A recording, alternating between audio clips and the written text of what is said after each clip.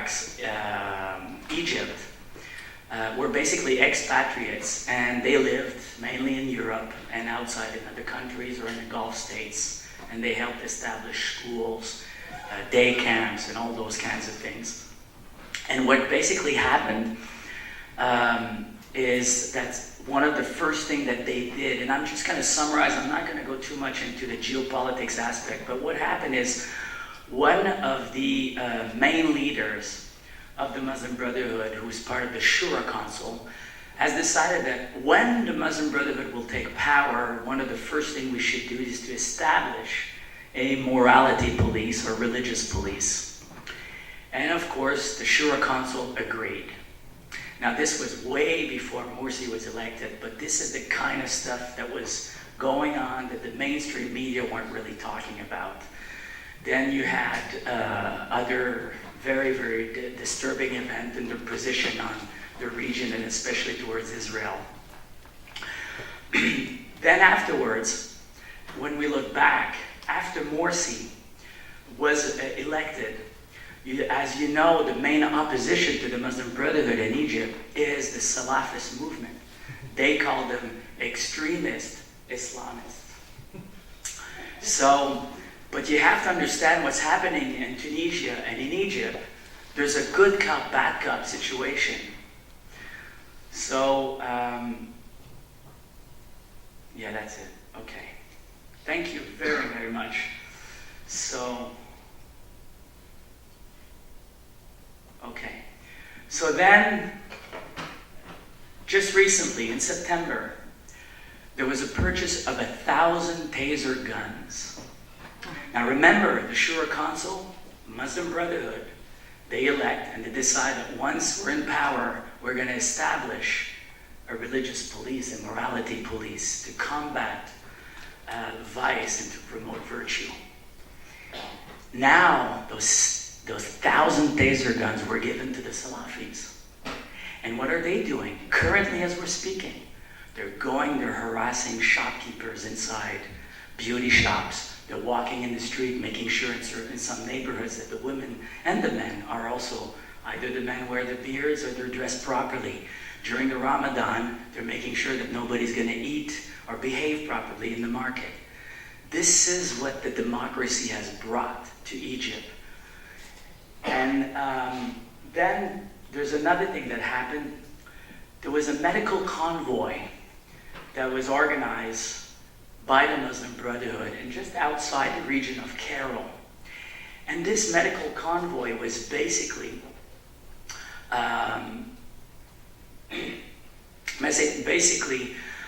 making medical checkup to all the population. But what was really happening is they were all also checking and making sure that the women were actually treated for excision, if you want to have it, or female genital mutilation. Now, this was denounced, but there's a lot of stuff that were denounced by the current Muslim Brotherhood in Egypt that later on were confirmed. And I'll explain later on why I'm saying this. So then, the woman advisors to the Women's Affair, the advisor, she's a woman, the advisor to the Women's Affair of President Morsi, recently in September, she declared that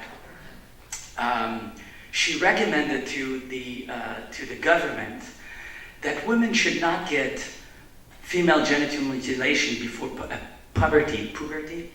puberty. And then she added, in an interview that was done to a very important Egyptian, I think it was called the Cairo News or the Cairo Daily. And then she added this. She says, girls who refuse to get female genital mutilation are actually lacking in faith. Now remember, about a couple of months prior to Morsi's election, the PR machine worked and they denounced that there was any such things happening with their convoy.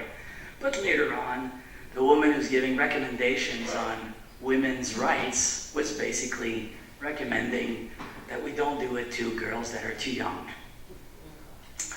So Morsi also promised, prior to his election, that minority rights of Christians and women will be respected and they will have access to the presidency if they want to be elected in the future. But later on, after the election, just this last September, in a New York Times interview, and quite honestly, he's really not shy and extremely confident, he basically declared that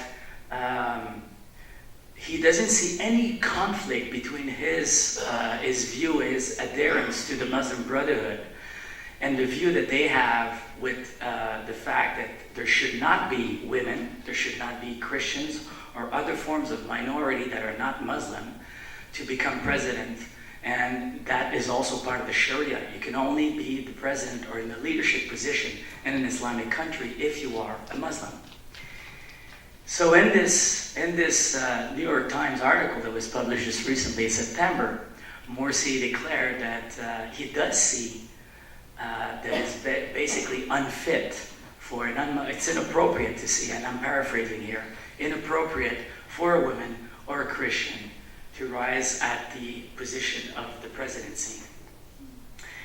And then he added this, and this is very important, I hope. This is the core of understanding what is the driving force of how the Muslim Brotherhood operates, because it's very easy, and we have all the equipment in our security apparatuses, all equipped to deal with terrorists.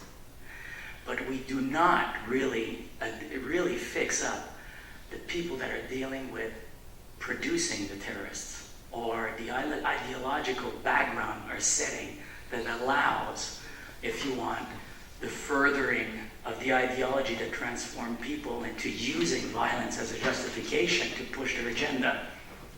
So what he says is this: it's not up to him to decide who's going to be the president or not. It's going to be a matter for Muslim scholars to decide. And what does it mean to establish a caliphate or Sharia? It means that the executive powers of a state, like we have in Canada or in many other countries, where the parliament is independent from the military, is independent from the judicial. All that is going to be in fusion, just like a totalitarian state. And these Muslim scholars will be involved in what the judges will define. They will be involved if yes or no, we're going to go to war. And they will be involved, just like in Iran, who's going to be a candidate for the election. So there's going to be the appearance of an election, but the candidate, just like in Iran, will be defined beforehand. Now we must understand that what happens in Tunisia and Egypt, currently they've been elected to establish the current constitution. So there's a man called Rashid Ghannouchi, who our own security apparatus has practically made. This man is illegal. He cannot come to Canada, technically, because he is part of what they call the main architect of the international terrorists, or if you want, international Islamists. And this is in our own federal court documentation of some people who tried to get the refugee status when they see that he was involved with Rashid Ghannouchi. Now Ghannouchi, his own political party, came back to Tunisia. They are now at the head of the Tunisian government. Last week, there was a video that was broadcast, and somebody filmed Ghannouchi sitting. Now remember, it's the Muslim Brotherhood, the good cop, and the Salafists, the bad cop. And he's sitting with the Salafists, and he's basically telling them, be patient. The Constitution won't work. We're going to come to establish the Sharia. Just be patient. We've got to get rid of the secularists inside of our country. This was just recently broadcast.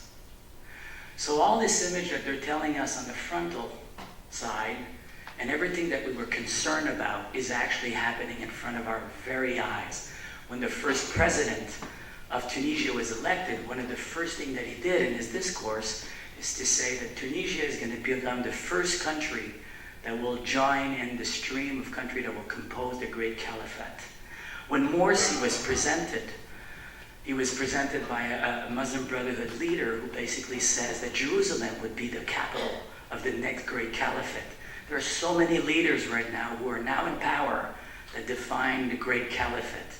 And the caliphate, just so we understand, it's like a federal state where your individual identity and your ethnic identity, your language, will all be submerged and dominated by a main identity defined by the Muslim Brotherhood identification of what is a Muslim. And the foreign policy of a caliphate is the doctrine of jihad. So again, with the Arab Spring, Morsi, very confident again in his New York Times article, says, we're talking about values. We're talking about beliefs, cultures, and history. So that's when he concluded. He says that the Islamic position on presidential eligibility is a matter for Muslim scholars to decide.